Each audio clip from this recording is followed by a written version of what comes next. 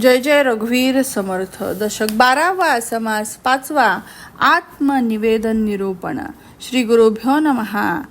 रेघा वळवून अक्षर, अक्षरांपासून शब्द आणि शब्द एकत्र गुंफून श्लोक व गद्य पद्यांचे ग्रंथ तयार होतात. वेद, शास्त्र, पुराण, काव्य, निबंध इत्यादी अनेक प्रकारच्या ग्रंथांची ओळख करून देणे हे अशक्य आहे. अनेक ऋषींची अनेक मतं मोजता येण्यासारखी नसून इकडे तिकडे असलेल्या भाषा लिपीला काही कमी नाही.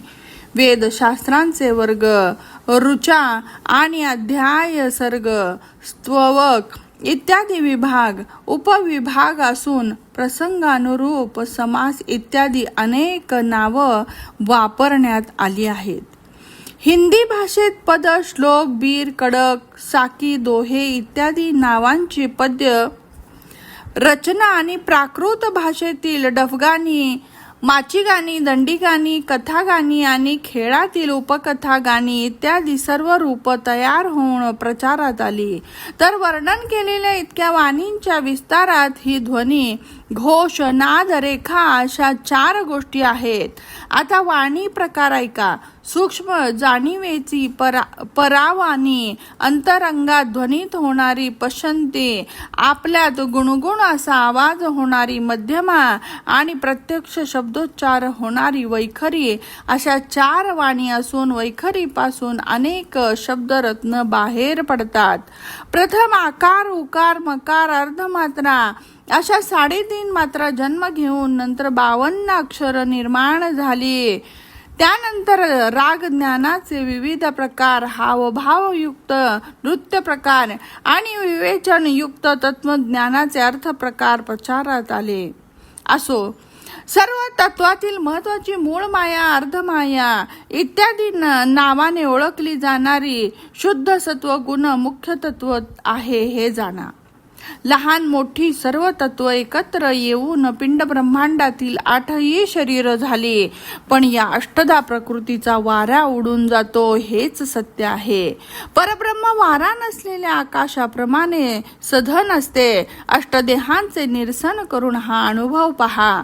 सारासार विचार पाहत असताना ब्रह्मांड, पिंड यांची उत्पत्ती आणि उलट सुलट क्रमाने पिंड ब्रह्मांडाचा नाश होत असून विमल ब्रह्म हे उत्पत्ती नाश या दोन्हीपासून अतीत आहे असे दिसून येते.